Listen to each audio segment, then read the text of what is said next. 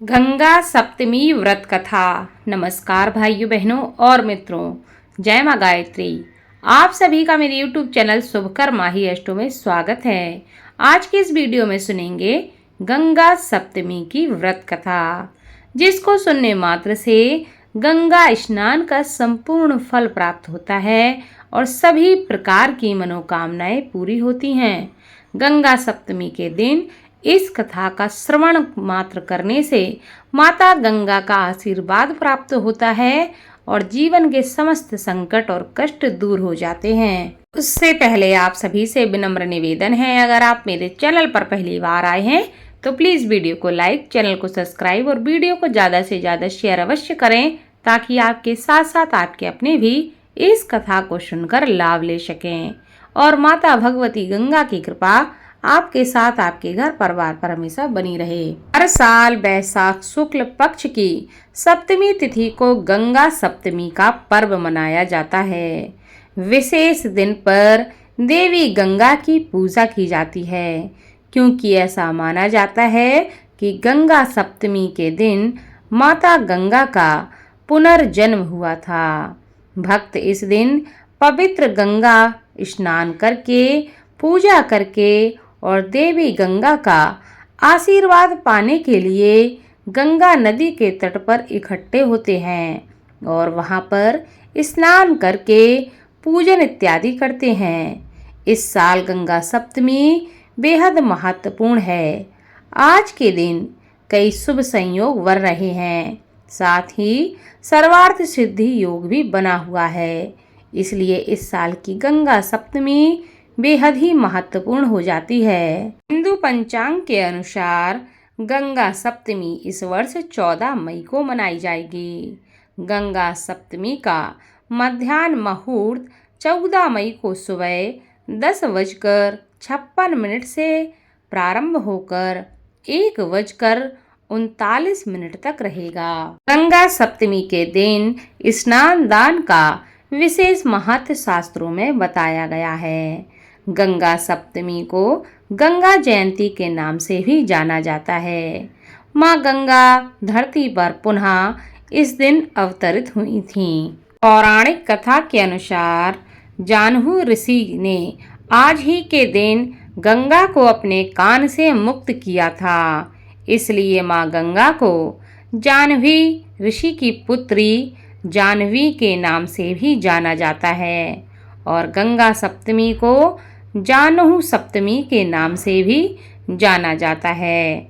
वैसे तो गंगा स्नान का अपना ही एक विशेष महत्व है, लेकिन गंगा सप्तमी तिथि को गंगा स्नान करने का विशेष महत्व शास्त्रों में बताया गया है। मान्यताओं के अनुसार गंगा सप्तमी के दिन स्नान करने से मनुष्य को सभी दुखों से मुक्ति मिलती है, उनके पाप धुल जाते हैं और पितृ दोष भी दूर होता है।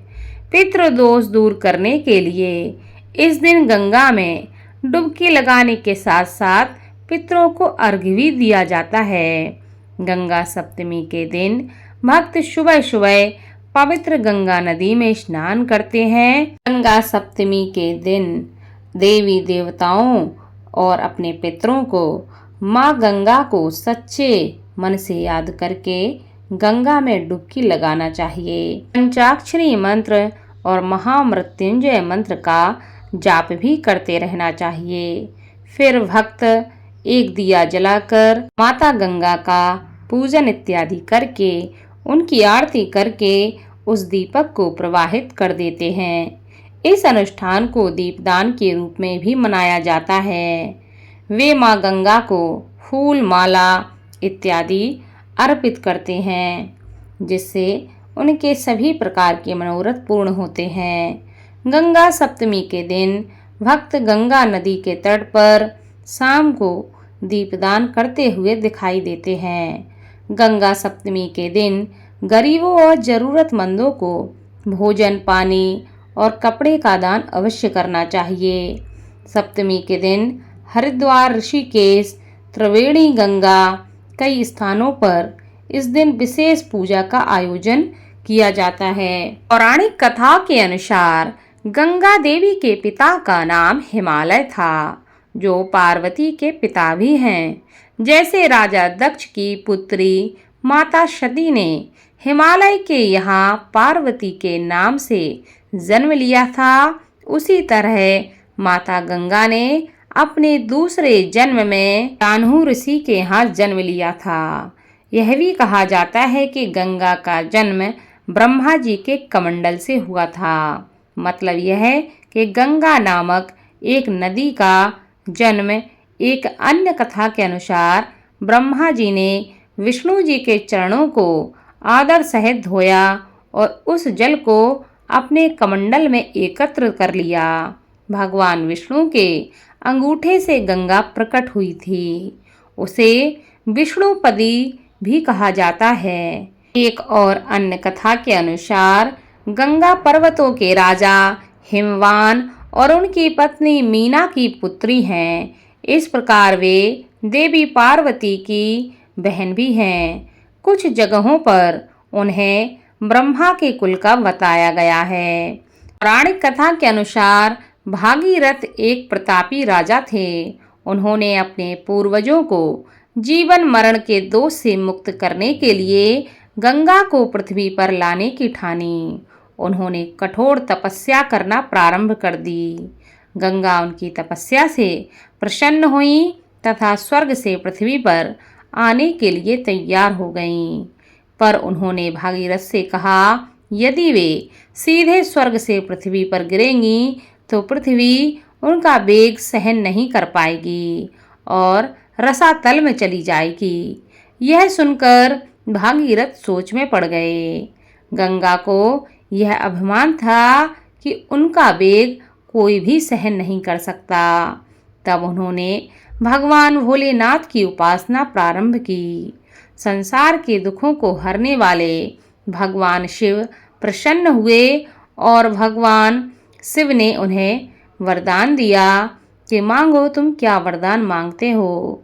भागीरथ ने उनसे यही वरदान मांगा कि जब मैं गंगा को पृथ्वी पर लेकर आऊं तो आप उन्हें अपनी जटाओं में स्थान दें, क्योंकि आपके अलावा कोई भी उनके वेग को नहीं रोक सकता है। भगवान शिव ने उनकी प्रार्थना स्वीकार कर ली। गंगा जैसे ही स्वर्ग से पृथ्वी पर उतरने लगी, वैसे ही गंगा को अपने गर्व दूर करने के लिए शिव ने अपनी जटाओं में कैद कर लिया। वह छटपटाने लगी और शिव से माफी मांगने लगी। तब भगवान शिव ने जटा से एक छोटे से पोखर में छोड़ दिया, जहाँ से गंगा 7 धाराओं में प्रवाहित हुई। इस प्रकार भागीरथ पृथ्वी पर गंगा का वरण करके भाग्यशाली हुए। उन्होंने जनमानस को अपने पुण्य से उपकृत कर दिया। युगों युगों तक बहने वाली गंगा की धारा महाराज भागीरथ की कष्टमयी साधना की गाथा कहती है। गंगा प्राणी मात्र को जीवन दान ही नहीं देती, मुक्ति भी देती है। इसलिए गंगा सप्तमी के दिन स्नान दान का विशेष महत्व है। तो इस दिन अपने श्रद्धा भाव के अनुसार दान अवश्य करें और अपने जीवन के सभी प्रकार के संकटों को दूर करें। इस वीडियो को ज़्यादा से ज़्यादा शेयर करें ताकि आपके साथ साथ आपके अपने भी इस कथा को सुनकर लाभ ले सकें। बोलो जय गंगा मैया की।